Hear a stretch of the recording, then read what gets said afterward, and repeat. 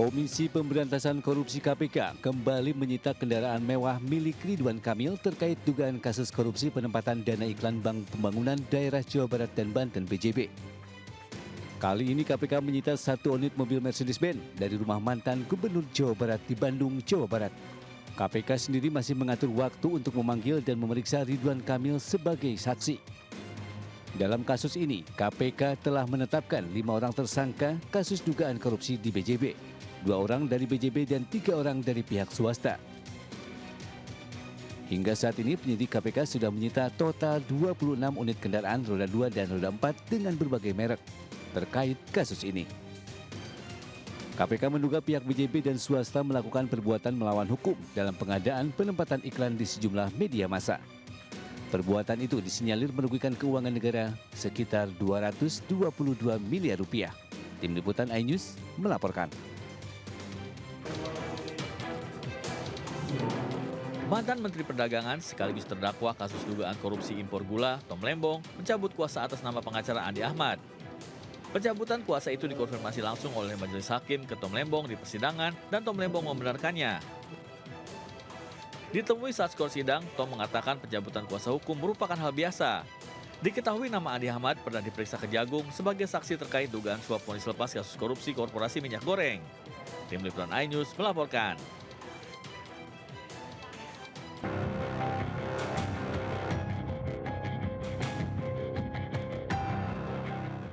Polisi Korsukta melakukan pemanggilan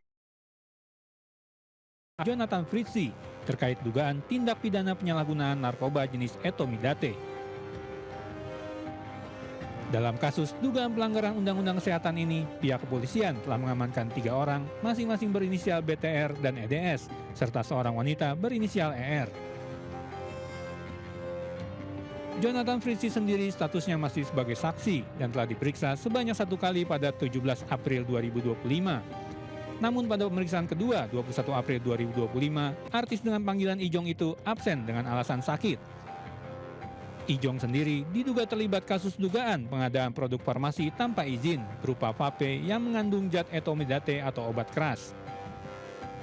Pihak Satres Narkoba Polresta Bandara Suta menyatakan kasus ini terungkap pada bulan Maret 2025 setelah pihaknya menerima penyerahan dari Bea Cukai Bandara Suta. Pihak Satres Narkoba Polresta Bandara Suta menyatakan kasus ini terungkap pada bulan Maret 2025 setelah pihaknya menerima penyerahan dari Bea Cukai Bandara Soekarno-Hatta berupa penumpang yang kedapatan membawa vape mengandung obat keras jenis etomidate. Penyelidikan lanjutan berujung tersangka. Pencarian Kasat Reskrim Polres Teluk Bintuni, Ibtu Tommy Marbun yang hilang mendapat perlawanan dari kelompok kriminal bersenjata atau KKB. Penembakan terjadi di salah satu kamp di pinggiran Sungai Rawara, Distrik Moskana, Kabupaten Teluk Bintuni, Papua Barat. Dalam rombongan tersebut turut pula Ketua Komnas HAM Papua, Fritz Ramande. Kanan, sebelah mana?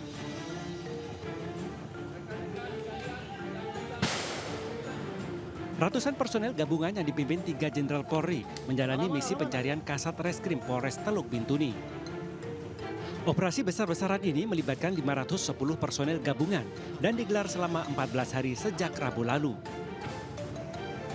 Sebelumnya, Ibtu Tommy Marbun dinyatakan hilang saat memantau aktivitas pentolan OPM Martin Aikingking yang masuk daftar pencarian orang. Naas dalam kontak senjata, itu Tommy Samuel Marbun diduga tenggelam di sungai, sedangkan 14 anggota lainnya selamat.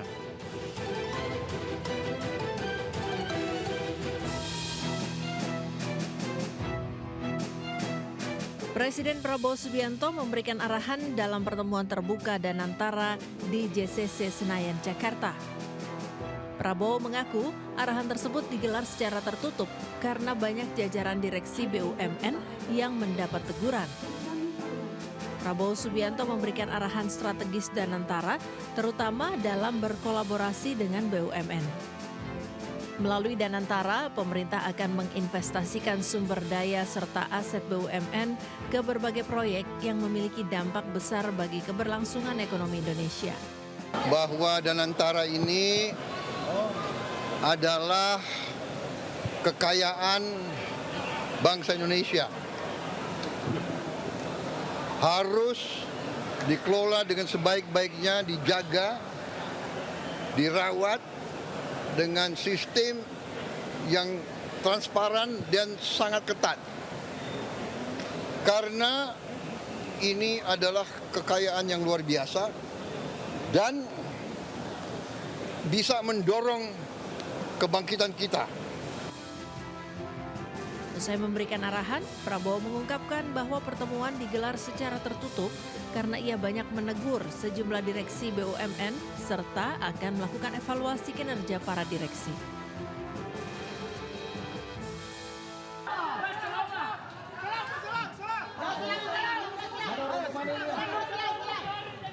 Kepanikan melanda warga di Jalan Satangga, Kecamatan Bontoala, Kota Makassar, Sulawesi Selatan saat amukan si jago merah meluluh lantakkan seluruh rumah warga pada Senin siang.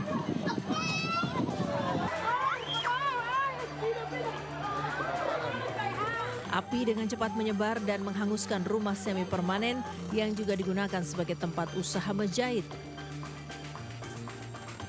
Petugas Damkar Makassar yang tiba di lokasi langsung berusaha menjinakkan kobaran api dengan mengerahkan 11 armada damkar dan 30 personel pemadam. Meski harus berjibaku, namun petugas akhirnya berhasil memadamkan api setelah 20 menit melakukan penyiraman dan kebakaran tidak sampai menyebar luas. Diduga api dipicu adanya hubungan pendek arus listrik dan kini masih dalam penyelidikan pihak kepolisian. Untuk rumah yang terbakar, satu rumah, 2 petak. Ini penyebabnya Pak? Penyebab untuk sementara belum kami ketahui, nanti pihak kepolisian yang jelaskan mengenai penyebab kebakaran tersebut. Akibat kebakaran ini, satu rumah yang terdiri dari 2 petak di dalamnya ludes dilalap api hingga membuat 3 kepala keluarga dengan 13 jiwa terpaksa sementara harus mengungsi. Dari Makassar, Sulawesi Selatan, Leo Muhammad Nur, iNews melaporkan.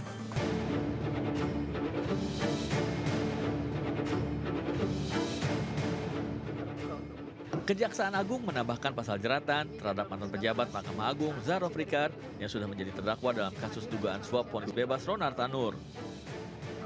Kini Zarof ditetapkan sebagai tersangka dugaan tindak pidana pencucian uang atau TPPU.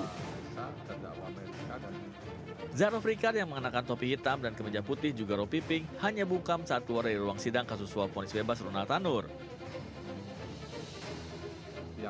Dalam hal ini penetapan tersangka untuk menggali lebih jauh asal gratifikasi uang senilai 915 miliar rupiah dan 51 kg emas yang diduga didapatkan Zarof Rikard selama menjabat sebagai pejabat MA. Bisa itu, iya kan? Nggak boleh itu. Saudara mendakwa, buktikanlah dakwaan sesuai surat dakwaan kan. Surat dakwaannya jelas gimana. Jadi ini saya bilang memperlihatkan ketidakprofesionalan jaksa dalam membuktikan dakwaannya terhadap saudara Zarof. Sebelumnya Zarof Rikard didakwa atas upaya pemufakatan jahat menjadi perantara suap uang 5 miliar rupiah pada hakim kasasi untuk membebaskan Ronald Tanur. Atas perannya itu, Zarof Rikard terancam hukuman 20 tahun penjara. Dari Jakarta, Henry Aprilia, Pandu Priyo Aji, Sadu Santo Budi, iNews melaporkan.